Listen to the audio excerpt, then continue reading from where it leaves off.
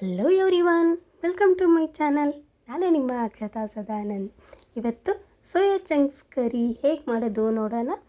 ಇದು non veg ತಿಂದೇ ಇರೋರಿಗೆ ವೆಜ್ಜಲ್ಲಿ ಒಳ್ಳೆ ರೆಸಿಪಿ ಅನ್ಬೋದು. ಇದು ಹೈ ಪ್ರೋಟೀನ್ ರೆಸಿಪಿ. ಅದಕ್ಕೆ ಒಂದು ಬೌಲಷ್ಟು ಸೋಯಾ ಚಂಕ್ಸ್ನ ತೊಗೊಂಡಿದ್ದೀನಿ. ಹಾಗೆ ಒಂದು ಈರುಳ್ಳಿನ ಚಿಕ್ಕದಾಗಿ ಕಟ್ ಮಾಡಿ ಇಟ್ಕೊಂಡಿರುವಂಥದ್ದು, 3 ಟೊಮೆಟೊನ ಮಿಕ್ಸಿ ಮಾಡಿ ಪ್ಯೂರಿ ಮಾಡಿಟ್ಕೊಂಡಿದ್ದೀನಿ. ಮತ್ತು ಸ್ವಲ್ಪ ಕರಿಬೇವು, ಸ್ವಲ್ಪ ಕೊತ್ತಂಬರಿ ಸೊಪ್ಪು, 1 ಟೇಬಲ್ ಸ್ಪೂನಷ್ಟು ಶುಂಠಿ ಬೆಳ್ಳುಳ್ಳಿ ಪೇಸ್ಟು, ಸ್ವಲ್ಪ ಗರಂ ಮಸಾಲ, ಸ್ವಲ್ಪ ಅಚ್ಚ ಖಾರದ ಪುಡಿ, ಚಿಟಿಗೆ ಅರಿಶಿನ, ಜೀರಿಗೆ, ಸಾಸಿವೆ, ರುಚಿಗೆ ಉಪ್ಪು, ಮತ್ತು ಸ್ವಲ್ಪ ಧನಿಯಾ ಪೌಡ್ರು 1 ಟೇಬಲ್ ಸ್ಪೂನಷ್ಟು, ಹಾಗೆ 3 ಲವಂಗನ ತೊಗೊಂಡಿದ್ದೀನಿ, 1 ಇಂಚು ಚಕ್ಕೆ, 1 ನಕ್ಷತ್ರ ಹೂವು, ಪಲಾವ್ ಎಲೆ, ಒಗ್ಗರಣೆಗೆ ಎಣ್ಣೆ, ಹಾಗೆ ಒಂದು ಸ್ವಲ್ಪ ಮೊಸರು. ಈಗ ಹೇಗೆ ಮಾಡೋದು ಅಂತ ನೋಡೋಣ ಬನ್ನಿ. ಮೊದಲು ಒಂದು ಪಾತ್ರೆಯಲ್ಲಿ ಸ್ವಲ್ಪ ನೀರನ್ನ ಇಟ್ಕೊಂಡಿದ್ದೀನಿ. ನೀರು ಬಿಸಿ ಆಗಬೇಕು. ನೀರು ಬಿಸಿ ಆದ ತಕ್ಷಣ ಈ ಸೋಯಾ ಚಂಕ್ಸ್ನ ಅದಕ್ಕೆ ಹಾಕ್ತಾಯಿದ್ದೀನಿ. ಹಾಕಿ 1-2 ನಿಮಿಷ ಸ್ವಲ್ಪ ಕುದಿಸೋಣ. ಕುದಿಸ್ಬಿಟ್ಟು ಈಗಿದು ಚಿಕ್ಕದಾಗಿರುತ್ತಲ್ವ, ಅದು ಸ್ವಲ್ಪ ದಪ್ಪ ಆಗುತ್ತೆ. 2-3 ನಿಮಿಷ ಕುದಿಸಿದ ಮೇಲೆ ಇದು ತಣ್ಣಗಾಗಕ್ಕೆ ಎತ್ತಿಟ್ಕೊಳ್ಳೋಣ. ನೋಡಿ, ಮತ್ತೆ ಒಂದು ಬಾಣಲಿಗೆ ಸ್ವಲ್ಪ ಎಣ್ಣೆ ಹಾಕ್ಕೊಳ್ಳೋಣ. ಎಣ್ಣೆ ಹಾಕ್ಕೊಂಡು ಈ ಕುದಿಸಿಟ್ಟಿರುವಂಥ ಸೋಯಾ ಚಂಕ್ಸ್ ಏನಿರುತ್ತೆ ಅದನ್ನ ನೀಟಾಗಿ ನೀರೆಲ್ಲ ಹಿಂಡ್ಬಿಟ್ಟು ತೆಗೆದು ಆ ಎಣ್ಣೆಗೆ ಹಾಕ್ಕೊಳ್ಳಿ. ಈಗ ಎಲ್ಲ ಸೋಯಾ ಚಂಕ್ಸ್ನು ನೀಟಾಗಿ ನೀರನ್ನ ಹಿಂಡಿಬಿಟ್ಟು ಆ ಬಾಣಲಿಗೆ ಹಾಕ್ಕೊಂಡ್ಬಿಟ್ಟು ಸ್ವಲ್ಪ ನೀಟಾಗಿ ಫ್ರೈ ಮಾಡ್ಕೋಬೇಕು. 2-3 ನಿಮಿಷ ಫ್ರೈ ಮಾಡ್ಕೋಬೇಕು. ಏನಕ್ಕೆ ಫ್ರೈ ಮಾಡೋದು ಅಂದರೆ ಇದರಲ್ಲಿರೋ ನೀರಿನ ಅಂಶ ಎಲ್ಲ ಹೋಗ್ಬಿಡುತ್ತೆ. ಸ್ವಲ್ಪ ಫ್ರೈ ಆಗಿ ಕಲರ್ ಚೇಂಜ್ ಆಗುತ್ತೆ. ಈಗ ನಾವು ಕರಿ ಎಲ್ಲ ಮಾಡಬೇಕಾದ್ರೆ ಹಾಕಿದಾಗ ನೀಟಾಗಿ ಉಪ್ಪು ಖಾರ ಎಲ್ಲ ನೀಟಾಗಿ ಇಟ್ಕೊಳ್ಳುತ್ತೆ. ಟೇಸ್ಟ್ ಮಾತ್ರ ಒಳ್ಳೆ ಡಿಫ್ರೆಂಟಾಗಿ ತುಂಬಾ ಚೆನ್ನಾಗಿ ಬರುತ್ತೆ. ಹಾಗಾಗಿ ಇದನ್ನ ಸ್ವಲ್ಪ ಫ್ರೈ ಮಾಡ್ಕೋಬೇಕು. ನೀಟಾಗಿ 2-3 ನಿಮಿಷ ಸ್ವಲ್ಪ ಗೋಲ್ಡನ್ ಬ್ರೌನ್ ಕಲರ್ ಬರುತ್ತಲ್ಲ, ಅಲ್ಲಿವರೆಗೂ ಸ್ವಲ್ಪ ಫ್ರೈ ಮಾಡ್ಕೊಳ್ಳೋಣ. ನೋಡಿ, ಇದು ಸ್ವಲ್ಪ ನಾನ್ ಸ್ಟಿಕ್ ಪಾತ್ರೆ ಐತೆ ಅಂತ ತಳ ಅಂಟ್ಕೊತಿಲ್ಲ. ಬೇಕಾದ್ರೆ ಬೇರೆ ಪಾತ್ರೆಯಲ್ಲಿ ಮಾಡಬೇಕಾದ್ರೆ ಸ್ವಲ್ಪ ಅಂಟ್ಕೊಳ್ಳುತ್ತೆ, ಏನು ತೊಂದರೆ ಇಲ್ಲ. ಹಂಗೆ ಫ್ರೈ ಮಾಡ್ಕೋಬೋದು. ಸ್ವಲ್ಪ ಎಣ್ಣೆ ಹಾಕೊಂಡು ಫ್ರೈ ನೋಡಿ, ಸ್ವಲ್ಪ ಕಲರ್ ಚೇಂಜ್ ಅನ್ನಿಸ್ತಾ ಇದೆಯಲ್ಲ, ಅಲ್ಲಲ್ಲಿ ಗೋಲ್ಡನ್ ಬ್ರೌನ್ ಕಲರ್ ಬಂದಿದೆ. ಇವಾಗ ಅದನ್ನ ಎತ್ತಿಟ್ಕೊಂಡ್ಬಿಟ್ಟು ಅದೇ ಬಾಣಲಿಗೆ ಇನ್ನೊಂದು ಸ್ವಲ್ಪ ಎಣ್ಣೆ ಹಾಕ್ಕೊಳ್ಳೋಣ. ಇನ್ನೂ ಸ್ವಲ್ಪ ಬಿಸಿ ಆಗಲಿ. ಬಿಸಿ ಆದಮೇಲೆ ಒಂದು ಅರ್ಧ ಟೇಬಲ್ ಸ್ಪೂನಷ್ಟು ಸಾಸಿವೆ ಹಾಕ್ಕೊಳ್ತಾ ಇದ್ದೀನಿ. ಹಾಗೆ 1 ಟೇಬಲ್ ಸ್ಪೂನಷ್ಟು ಜೀರಿಗೆನೂ ಹಾಕ್ಕೊಳ್ತಾ ಇದ್ದೀನಿ.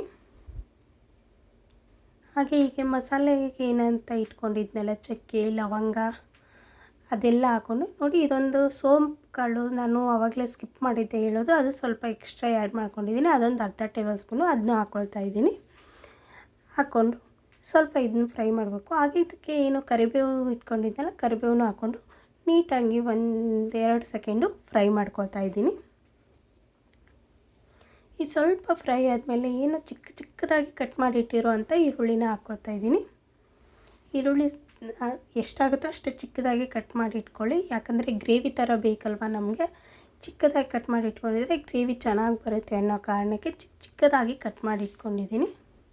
ಬೇಕಾದ್ರೆ ನಿಮ್ಮ ಮನೇಲಿ ಶಾರ್ಪ್ನರ್ ಇದೆ, ಶಾರ್ಪ್ನೂ ಮಾಡ್ಕೋಬೋದು. ಈ ಸ್ವಲ್ಪ ಈರುಳ್ಳಿ ಕಲರ್ ಚೇಂಜ್ ಆಗಬೇಕು. ಇವಾಗ ಒಂದು ಚೂರು ಉಪ್ಪು ಹಾಕ್ಕೊಳ್ತಾ ಇದ್ದೀನಿ. ಯಾಕಂದರೆ ಬೇಗ ಈರುಳ್ಳಿ ಟ್ರಾನ್ಸ್ಪರೆಂಟ್ ಆಗಿ ಬೇಗ ಬೇಯಲಿ ಅನ್ನೋ ಕಾರಣಕ್ಕೆ ಒಂದು ಚೂರು ಉಪ್ಪು ಹಾಕೋದ್ರಿಂದ ಬೇಗನೆ ಈರುಳ್ಳಿ ಟ್ರಾನ್ಸ್ಪರೆಂಟ್ ಆಗಿಬಿಡುತ್ತೆ. ಹಾಗೆ ಬೇಗನೆ ಬೇಯುತ್ತೆ ಅನ್ನೋ ಕಾರಣಕ್ಕೆ ಸ್ವಲ್ಪ ಉಪ್ಪು ಹಾಕ್ಕೊಳ್ಳೋದು ಅಷ್ಟೇ. ಉಪ್ಪು ಹಾಕ್ಕೊಂಡು ಸ್ವಲ್ಪ ಫ್ರೈ ಮಾಡ್ಕೊಳ್ಳೋಣ. ಈಗ ಸ್ವಲ್ಪ ಕಲರ್ ಚೇಂಜ್ ಆಗಿದೆ ನೋಡಿ. ಈಗ ಇದಕ್ಕೆ ಶುಂಠಿ ಬೆಳ್ಳುಳ್ಳಿ ಪೇಸ್ಟ್ ಹಾಕ್ಕೊಳ್ತಾ ಇದ್ದೀನಿ. ಶುಂಠಿ ಬೆಳ್ಳುಳ್ಳಿ ಪೇಸ್ಟ್ ಹಾಕ್ಕೊಂಡು ಈ ಶುಂಠಿ ಬೆಳ್ಳುಳ್ಳಿ ಪೇಸ್ಟ್ದು ಹಸಿ ಸ್ಮೆಲ್ಲೆಲ್ಲ ಹೋಗಬೇಕಲ್ವ, ಅಲ್ಲಿವರೆಗೂ ನೀಟಾಗಿ ಸ್ವಲ್ಪ ಫ್ರೈ ಮಾಡ್ಕೊಳ್ಳಿ. ಟೇಸ್ಟ್ ಮಾತ್ರ ತುಂಬ ಚೆನ್ನಾಗಿರುತ್ತೆ. ಸ್ವಲ್ಪ ಪ್ರೊಸೆಸರ್ ನಿಧಾನಕ್ಕೆ ಆಗಲಿ, ನೀಟಾಗಿ ಮಾಡ್ಕೊಳ್ಳೋಣ. ಇದಕ್ಕೆ ಏನು ಟೊಮೆಟೊ ಪ್ಯೂರಿ, 3 ಟೊಮೆಟೊನ ಮಿಕ್ಸಿ ಮಾಡಿ ಇಟ್ಕೊಂಡಿರುವಂಥದ್ದು ಇದನ್ನ ಹಾಕ್ಕೊಳ್ತಾ ಇದ್ದೀನಿ. ಬೇಕಾದ್ರೆ ನೀವು ಮಿಕ್ಸಿ ಮಾಡ್ಕೊಳ್ದಿದೆ ಚಿಕ್ಕದಾಗಿ ಸಣ್ಣದಾಗಿ ಕಟ್ ಮಾಡಿನೂ ಹಾಕ್ಕೋಬೋದು. ನನಗೆ ಇಲ್ಲಿ ಗ್ರೇವಿ ಬೇಕು ಅಂತ ಅನ್ನೋ ಕಾರಣಕ್ಕೆ ಸ್ವಲ್ಪ ಮಿಕ್ಸಿ ಮಾಡಿ ಹಾಕ್ಕೊಂಡಿದ್ದೀನಿ. ಇದು ಸ್ವಲ್ಪ ಫ್ರೈ ಆಗಲಿ. ಎಣ್ಣೆಲಿ ಚೆನ್ನಾಗಿ ಫ್ರೈ ಆದ ತಕ್ಷಣ ಸ್ವಲ್ಪ ಅರಿಶಿನ ಪುಡಿ ಹಾಕ್ಕೊಳ್ತಾ ಇದ್ದೀನಿ. ಒಂದು ಅರ್ಧ ಟೇಬಲ್ ಸ್ಪೂನಷ್ಟು ಅರಿಶಿನ ಪುಡಿ. ಹಾಗೆ ಖಾರಕ್ಕೆ ಅಚ್ಚ ಖಾರದ ಪುಡಿ ನೋಡಿ, ನಿಮಗೆ ಖಾರಕ್ಕೆ ನಿಮ್ಮ ಖಾರಕ್ಕೆ ಎಷ್ಟು ಬೇಕು ನಿಮ್ಮ ಮನೆಯಲ್ಲಿ ಅದರ ಅನುಸಾರವಾಗಿ ನೀವು ಖಾರನ ಹಾಕ್ಕೋಬೋದು. ಹಾಗೆ 1 ಟೇಬಲ್ ಸ್ಪೂನಷ್ಟು ಗರಂ ಮಸಾಲಾನ ಹಾಕ್ಕೊಳ್ತಾ ಇದ್ದೀನಿ. 1 ಟೇಬಲ್ ಸ್ಪೂನಷ್ಟು ಗರಂ ಮಸಾಲ ಹಾಕ್ಕೊಂಡು ಹಾಗೆ 1 ಟೇಬಲ್ ಸ್ಪೂನಷ್ಟು ಧನಿಯಾ ಪೌಡ್ರನ್ನ ಹಾಕ್ಕೊಳ್ತಾ ಇದ್ದೀನಿ.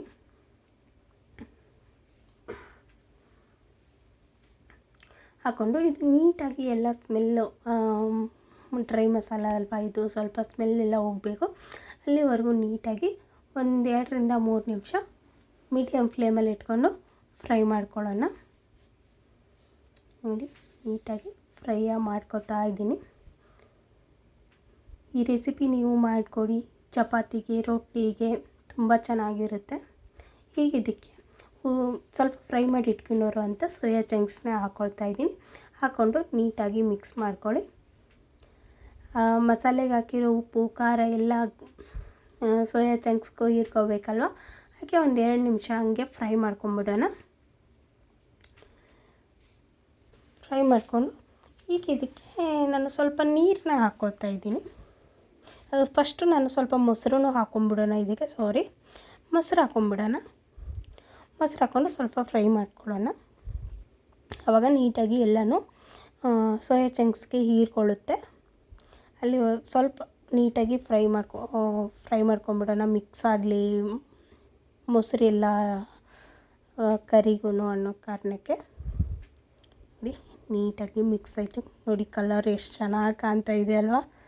ಇವಾಗ ಇದಕ್ಕೆ ಸ್ವಲ್ಪ ನೀರು ಹಾಕ್ಕೊಳ್ತಾ ಇದ್ದೀನಿ. ನೀರು ನೋಡಿ, ನಿಮ್ಗೆ ತಿಕ್ನೆಸ್ ಎಷ್ಟು ಬೇಕೋ ಅದಕ್ಕೆ ತಕ್ಕಂಗೆ ಹಾಕ್ಕೋಬೇಕಲ್ವ ನೀರು. ನನಗಿದು ಕಮ್ಮಿ ಅನ್ನಿಸ್ತು ನೀರು, ನಾನು ಇನ್ನೊಂದು ಸ್ವಲ್ಪ ನೀರು ಹಾಕ್ಕೋತೀನಿ.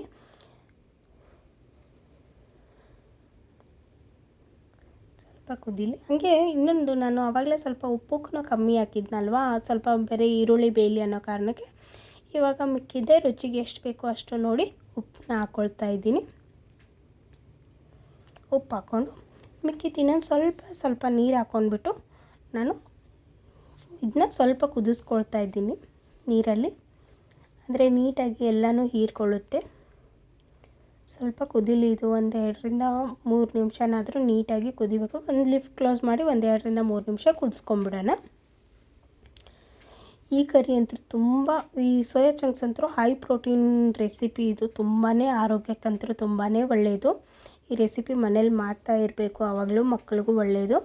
ಈಗ ನೋಡಿ, ಅದು ಚೆನ್ನಾಗಿ ಬೆಂದಿದೆಯಲ್ವ, ಎಣ್ಣೆ ಅಂಶ ಮೇಲೆ ಕಾಣ್ತಿದೆಯಲ್ಲ, ಈ ಎಣ್ಣೆ ಅಂಶ ಹಿಂಗೆ ಬಂದರೆ ಮೇಲೆ ಗ್ರೇವಿ ರೆಡಿ ಆಗಿದೆ ಅಂತ ಅರ್ಥ. ಈಗ ಇದಕ್ಕೆ ಸ್ವಲ್ಪ ಕೊತ್ತಂಬರಿ ಸೊಪ್ಪನ್ನ ಹಾಕ್ಕೊಂಡು ಮಿಕ್ಸ್ ಮಾಡಿಕೊಂಡೆ. ಇವಾಗ ಏನು ಗ್ರೇವಿ ರೆಡಿ ಆಗೋಯ್ತು. ಮಾಡೋಕ್ಕೆ ಸ್ವಲ್ಪ ಲೇಟ್ ಆಗ್ಬೋದು, ಬಟ್ ನಾವು ಪ್ರೊಸೆಸಿಂಗ್ ಥರ ಸ್ಟೆಪ್ ಬೈ ಸ್ಟೆಪ್ ಮಾಡೋದ್ರಿಂದ ರುಚಿ ತುಂಬಾ ಚೆನ್ನಾಗಿ ಬರುತ್ತೆ. ಈ ರೆಸಿಪಿ ಹೀಗೆ ಟ್ರೈ ಮಾಡಿ ನೋಡಿ. ನಿಮ್ಗೆ ಇಷ್ಟ ಆಗಿದ್ದರೆ ಹಾಗೆ ನನ್ನ ಕಮೆಂಟ್ ಬಾಕ್ಸಲ್ಲಿ ಕಮೆಂಟ್ ಹಾಕ್ಬಿಡಿ. ಹಾಗೆ ಒಂದು ಲೈಕ್ನೂ ಮಾಡಿಬಿಡಿ. ಈ ರೆಸಿಪಿ ನಿಮಗೆ ಇಷ್ಟ ಆಗಿದ್ದರೆ ಹಾಗೆ ಲೈಕ್ ಮಾಡಿರಿ, ಶೇರ್ ಮಾಡಿರಿ, ಕಮೆಂಟ್ ಮಾಡಿರಿ, ಮತ್ತು ನನ್ನ ಚಾನಲ್ನ ಸಬ್ಸ್ಕ್ರೈಬ್ ಮಾಡಿರಿ. ಹಾಗೆ ಪಕ್ಕದಲ್ಲಿರೋ ಬೆಲ್ ಬಟನ್ನ ಹೊಡೀರಿ. ಹಾಗಾಗಿ ನಾನು ಹಾಕೋ ಮೊದಲು ವೀಡಿಯೋಗಳೆಲ್ಲ ನಿಮಗೆ ಬರ್ತಾ ಇರ್ತವೆ. ವಿಡಿಯೋ ನೋಡಿ ನೀವು ಮಾಡ್ಕೊತೀನಿ. ಹಾಗೆ ನನಗೂ ಖುಷಿ ಆಗುತ್ತೆ ಕಮೆಂಟ್ ಹಾಕೋದ್ರಿಂದ. ವಿಡಿಯೋ ನೋಡಿದ್ದಕ್ಕೆ ತುಂಬ thank you so much everyone.